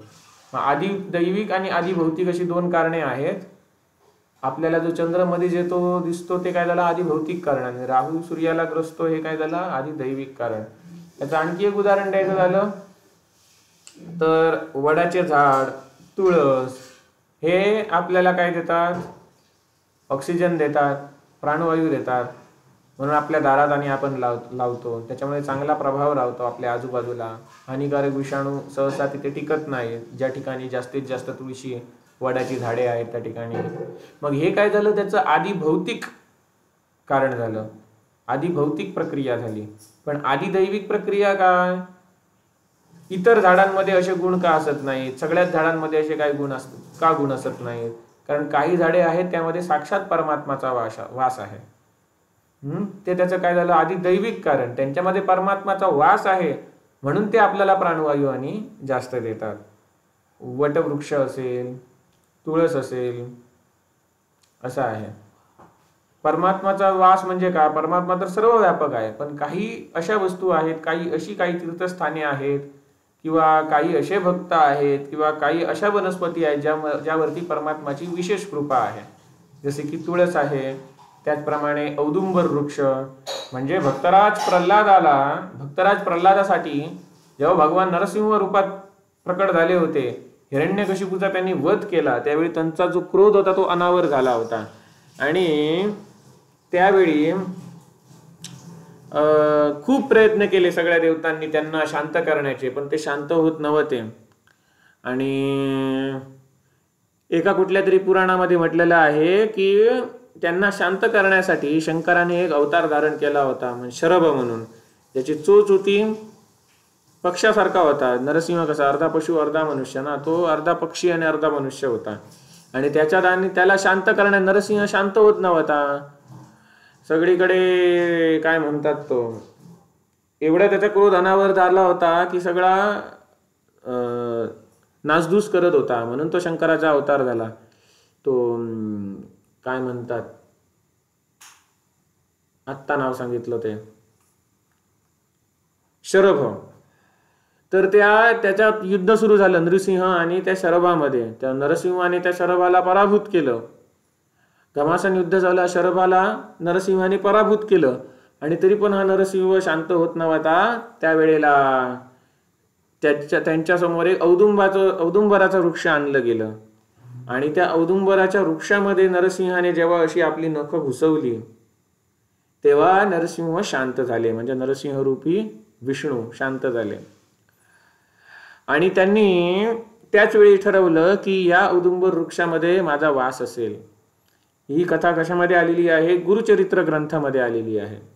आणि त्यामुळे जेव्हा भगवंतांनी कलियुगात जे अवतार धारण केले, कलियुगातले अवतार म्हणजे कोण, नृसिंह सरस्वती असतील, नृसिंह सरस्वती, श्रीपाद श्रीवल्लभ, तेव्हा हे नृसिंह सरस्वती अवतार त्यांनी काय केलं, ते नेहमी औदुंबर वृक्षाच्या निकट राहायचे आणि सांगायचे औदुंबरात माझा वास आहे. नृसिंह सरस्वती, नृसिंह शब्दाचा अर्थ काय, नरसिंह, तो अवतार सांगितला तो.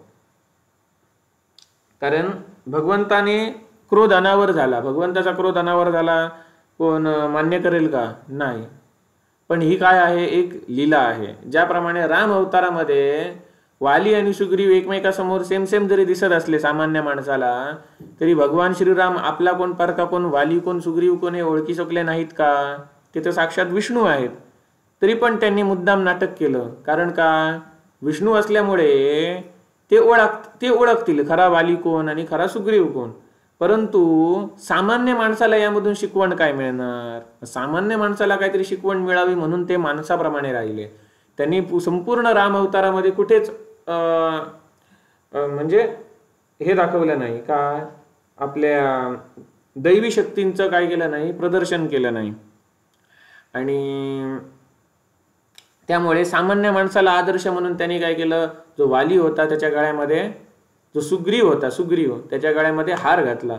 आणि मग ते दोन भाऊ जरी सेम दिसत असले, एकसारखे दिसत असले, तरी एकाच्या गळ्यामध्ये हार आहे तो आपला, दुसरा आहे तो त्याचा शत्रू, आपल्या मित्राचा शत्रू. म्हणजे काय, अशी जेव्हा परिस्थिती समोर येते तेव्हा सामान्य माणसाकडे काही दैवी जादू वगैरे नसतात, दैवी शक्ती नसतात, तर त्यांनी असं काहीतरी आपलं डोकं लढवायचं, ही शिकवण द्यायची होती. म्हणून साक्षात महाविष्णूने राम अवतारात ही मनुष्य लीला केली. त्याचप्रमाणे नृसिंह अवतारात सुद्धा त्यांनी ही त्यांचा क्रोध अनावर झाला वगैरे वगैरे ही लीला केली. कारण काही करून त्यांना काय करायचं होतं, कलियुगातील लोकांचा उद्धार करण्यासाठी औदुंबराच्या वृक्षात स्थान प्राप्त करायचं होतं. त्याच्यासाठी काहीतरी निमित्त हवं होतं, म्हणून त्यांनी काय केलं होतं, क्रोधित कुपित होण्याचं नाटक केलं होतं. तर याला काय म्हणतात, लीला म्हणतात. राम अवतारात जशी त्यांनी सामान्य माणसाप्रमाणे लीला केली, आपल्या दैवी शक्ती दाखवून दिल्या नाहीत कोणाला, सर्वांना वाटलं की हा मनुष्यच आहे असं. तर बऱ्याच जणांना माहीत होतं की हा साक्षात विष्णू आहे. ते रावणाला येऊन सावध करायचे की तो राम आहे ज्याच्या पत्नीचं हरण केलं आहेस, तो साधा मनुष्य नाही आहे, तो विष्णू आहे. पण रावण काय ते ऐकत नव्हता. आणि शेवटी काय, जेव्हा मृत्यू समोर आला तेव्हा त्याला समजलं. असो, पण जेव्हा तोच राम, तोच विष्णू जेव्हा कृष्ण बनून आला, त्यावेळेची लोक होती ती अशी उन्मत्त झालेली होती की त्या भगवंताला पाळण्यापासूनच आपल्या शक्तीचं प्रदर्शन करावं लागलं. पुतना आली होती दुधाच्या निमित्ताने त्याला हलाहल विष पाजायला, पण भगवंतानी पाळण्यातच आपली लीला दाखवली आणि पुतनेचा वध केला, पुतनेपासून सुरुवात केली. आणि त्या अवतारात जे जे कोण भगवंताच्या हातून मारले गेले त्या सगळ्यांना मोक्ष मिळाला, जन्म मरणाच्या फेऱ्यातून सुटून मोक्ष मिळाला. असो, तर आपण कुठे आलो होतो, आदिभौतिक आणि आदिदैविक स्वरूप. ज्याप्रमाणे औदुंबराच्या झाडात भगवंताचं स्थान आहे, त्यामुळे त्याचप्रमाणे वटवृक्ष, तुळस यांच्यामध्ये सुद्धा भगवंताची विशेष कृपा आहे. त्यामुळे आपल्याला त्याचे आजूबाजूला चांगली शक्ती, सात्विक शक्ती, चांगले परिणाम दिसून येतात. प्राणवायू आपल्याला भेटतो. आणि हे जे आपल्या डोळ्याला दिसतं, आपल्या इंद्रियांना जाणवतं आणि जे आपण कारण शोधून काढतो, ते काय झालं, आधी भौतिक कारण. आणि आधी दैविक कारण जे मगाशी सांगितलं ते, त्याच्यामध्ये ईश्वराचा वास आहे.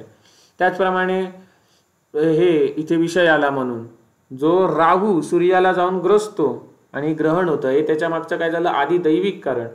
आणि त्याच्यामुळे जे आपल्याला दिसून येतं की चंद्र सूर्याच्या मधोमध येतो आणि मग इकडे आपल्याला दिसत नाही, काळोख होतो, मग हे त्याचं काय झालं, आधी भौतिक कारण.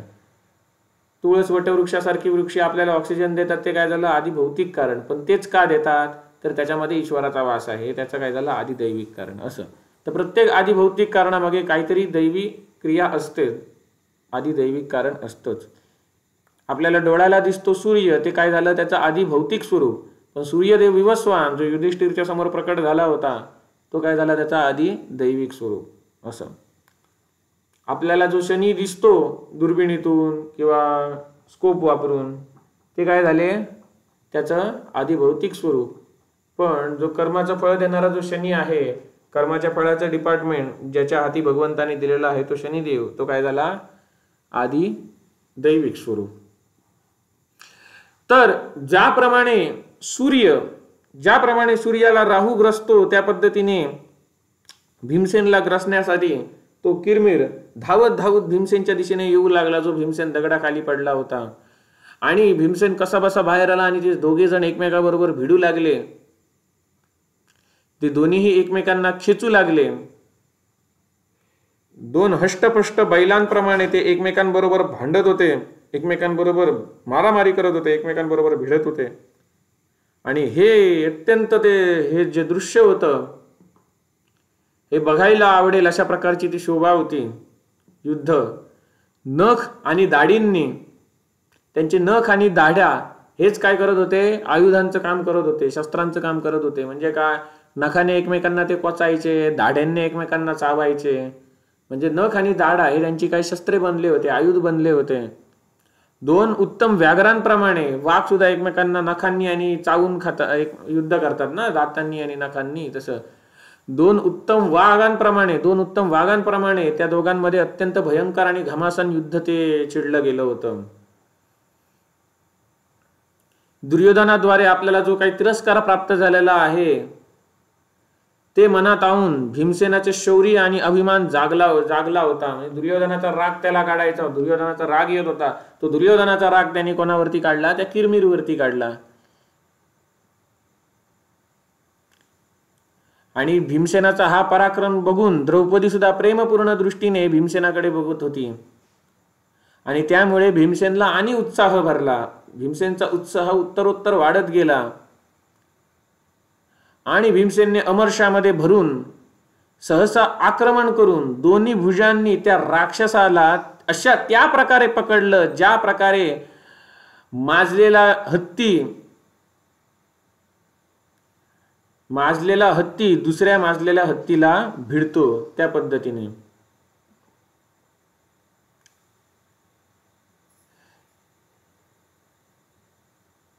आणि त्या बलवान किरमिर नामक राक्षसाने सुद्धा भीमसेनला दोन्ही भुजांनी पकडलं.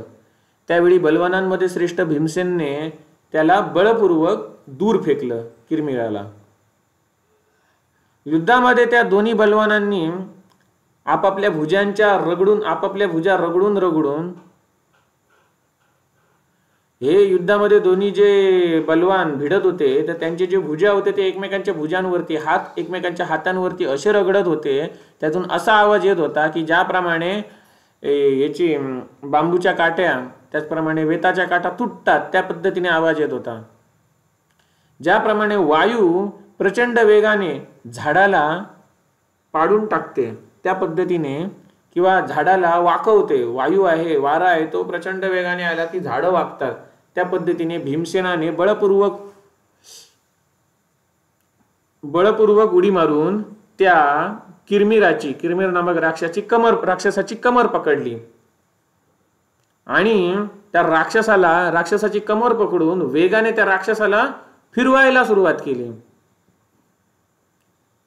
बलवान भीमसेनाच्या पकडीमध्ये जेव्हा तो किरमिर नामक राक्षस आला, त्यावेळेला तो दुर्बळ झालेला राक्षस आपल्या शक्तीनुसार त्यातून सुटण्यासाठी, म्हणजे भीमसेनने घातलेल्या पकडीतून सुटण्यासाठी प्रयत्न करू लागला. आणि त्याने सुद्धा त्या प्रयत्नामध्ये पांडुनंदन भीमसेनला इकडे तिकडे खेचलं.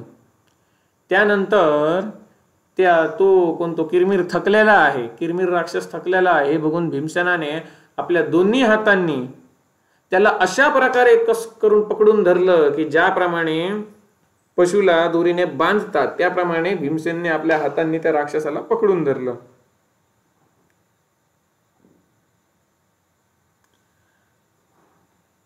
ज्याप्रमाणे फुटलेले ढोल वाजतात, फुटलेले नगारे ज्याप्रमाणे वाजतात, तशा प्रकारचा आवाज करून तो किरमिर राक्षस जोराजोरात चित्कार करू लागला.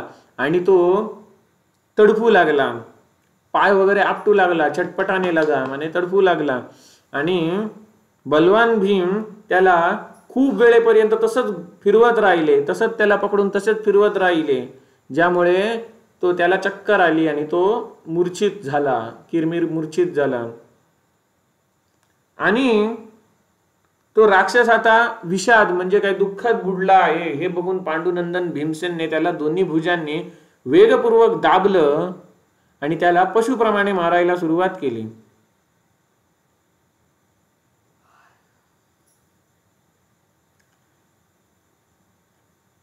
भीमसेनाने त्या राक्षसाच्या कमरेला आपल्या ढोपरांनी दाबलं, आपल्या गुडघ्यांनी त्या राक्षसाच्या कमरेला दाबलं आणि आपल्या दोन्ही हातांनी त्या राक्षसाचा गळा पकडला आणि त्याच्या राक्षसाचा गळा दाबला. आणि त्या किरमिर राक्षसाचं जे सगळं अंग होतं ते जर्जर झालं, किरमिर राक्षसाचं जे सगळं अंग होतं ते जर्जर झालं. आणि त्या किरमिर राक्षसाचे डोळे वरती जाऊ लागले, असे वरती जाऊ लागले.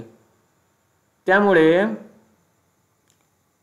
तो आणखी भयंकर दिसू लागला. पहिला आधीच लाल डोळ्यावाला, चमकदार डोळ्यावाला होता आणि डोळे बुबुळे त्याची आता वरती जाऊ लागले भीमसेनने त्याचा गळा पकडल्यावर. त्याच्यामुळे तो आणखी भयंकर दिसू लागला.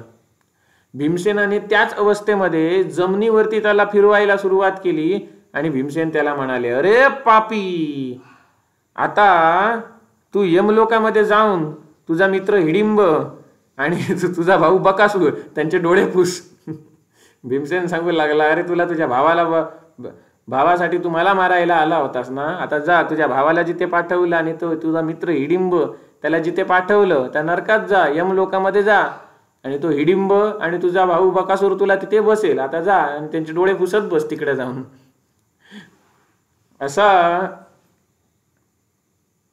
अशा प्रकारे सांगून, क्रोधाने भरलेल्या हृदय असणारा, अशा प्रकारे सांगून ज्याचं हृदय क्रोधाने भरलं आहे तो नरवीर भीमसेन त्या राक्षसाला, ज्याचे वस्त्र आणि आभूषण घासल्यामुळे इकडे तिकडे पसरलेले होते आणि त्याचं चित्त भ्रांत झालं होतं, त्या राक्षसाला त्याने असं म्हटलं. आणि त्या राक्षसाने जेव्हा राक्षसाने हार मानली, म्हणजे राक्षस जेव्हा संपला, तो मेला, तेव्हा भीमसेनाने त्याला सोडून दिलं. त्याला जो आता शेवटचा डायलॉग मारला काय, रे पापी, तुझा भाऊ बकासूर आणि तुझा मित्र हिडिंब यांना आता तू यमपुरीत जाऊन भेट. यमपुरी, यमची पुरी म्हणजे काय, नरक, नरकात जाऊन भेट आणि तिथे जाऊन त्यांचे डोळे फुस. असं म्हणून त्याला घट्ट पकडून धरला, त्याचा गळा, त्याचं शरीर सुद्धा घट्ट पकड ढोपराने दाबून धरलं. आणि शेवटी तो राक्षस होता, त्या राक्षसाचे वस्त्र इकडे तिकडे, वस्त्र आणि आभूषण इकडे तिकडे घासून घासून पसरलेले होते आणि ज्याचं चित्त भ्रांत झालं होतं, त्या राक्षसाने काय केला, आपला दम तोडला आणि तो राक्षस मेला. तो राक्षस मेला हे समजल्यानंतर भीमसेनने त्या राक्षसाचं शरीर सोडलं.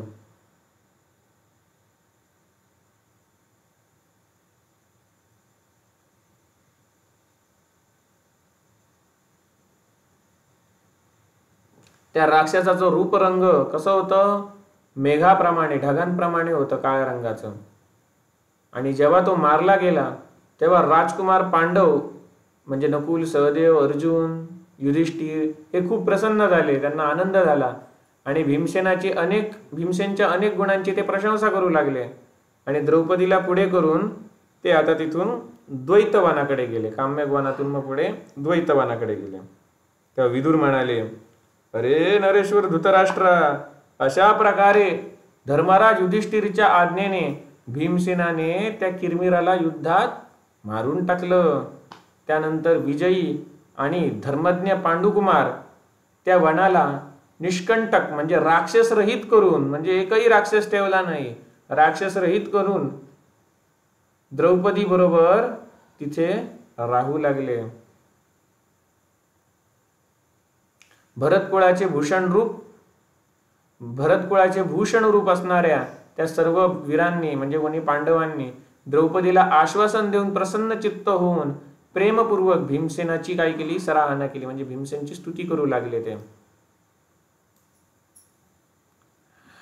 भीमसेनच्या बाहुबळांनी चिरडला गेलेला तो राक्षस नष्ट झाला, किरमिर नष्ट झाला. आणि त्यावेळी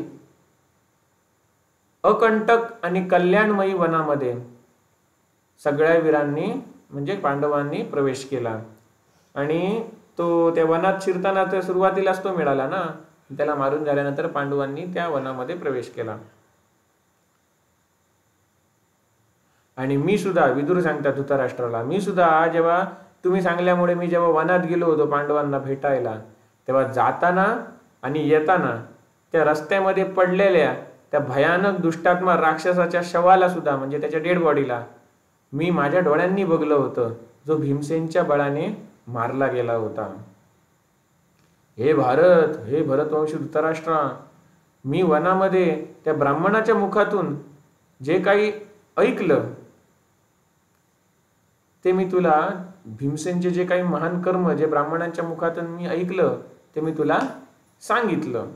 तिथे मला जे कोणी ब्राह्मण भेटले त्या ठिकाणी आलेले युधिष्ठिरला भेटायला, त्यांच्या मुखातून जे काही मी भीमसेनचे वर्णन ऐकलं, हे कर्म ऐकलं, त्याचं वर्णन मी तुला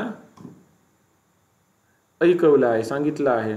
त्या वैशंपायन म्हणतात, जन्मेजय, अशा प्रकारे राक्षस प्रवर किरमिरचा वध झाला हे ऐकून धृतराष्ट्र खूप चिंतेमध्ये बुडले आणि शोकातुर होऊन मनुष्याप्रमाणे शोकातूर मनुष्याप्रमाणे म्हणजे दुःखात असलेल्या मनुष्याप्रमाणे मोठ्या मोठ्याने श्वास घेऊ लागले. कारण काय, अरे अशा किरमिराला सुद्धा भीमसेनने पराभूत केलं, बकासुराला पराभूत केलं, हिडिंब नावाच्या सुद्धा राक्षसाला पराभूत केलं, तो राक्षसांना सुद्धा पराभूत करतो. तो आपल्या पुत्राचा साधा मनुष्य आहे, तर माणसांना सुद्धा तो आरामात हरवू शकतो. ही धृतराष्ट्राची चिंता पुढे जाऊन खरी झाली. जेवढे कौरव मारले गेले ते सगळे भीमसेनच्या हातानेच मारले गेले. धृतराष्ट्राचे सगळे पुत्र जवळजवळ एक पुत्र सोडून बाकीचे सगळे पुत्र भीमसेनच्या हाती मारले गेले. त्यातील एक पुत्र जो होता त्याने काय सांगितलं, जेव्हा युधिष्ठिर म्हणाला की दोन्ही सैन्यांमधील ज्याला कोणाला आमच्या टीममध्ये यायचं म्हणजे चेंज करायची असेल, म्हणजे कौरवातील एखादा जर कोणाच्या मनात असेल की आम्हाला त्याने सामील व्हावं, तो आताच्या आता आम्हाला सामील होऊ शकतो, किंवा आमच्यातल्या कोणाला जर कौरवांमध्ये जायचं असेल तो आताच्या आता जाऊ शकतो. तेव्हा एक कौरवांमधील एक भाऊ धृतराष्ट्राचा पुत्र त्या ठिकाणी पांडवांमध्ये आला होता. तर तो वाचला, बाकीचे सगळे भीमसेनद्वारेच मारले गेलेले.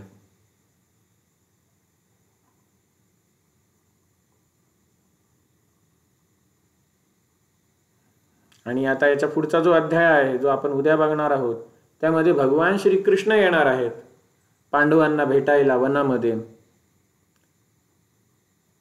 तेव्हा द्रौपदी सगळं सांगणार की इथे आम्ही कसे का आलो, त्या पांडव असताना सुद्धा भरसभेमध्ये माझा कशा प्रकारे अपमान केला.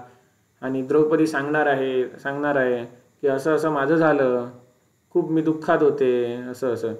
तेव्हा भगवान श्रीकृष्ण सांगणार की हे बघ द्रौपदी, आता जे कोणी तुझ्यावरती हसत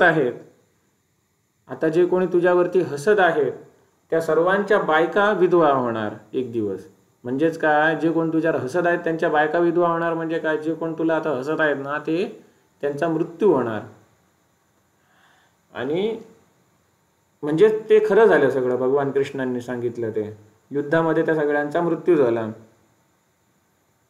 आणि भगवान कृष्ण सांगू लागले, मी त्या ठिकाणी तिथे येऊ शकलो नाही.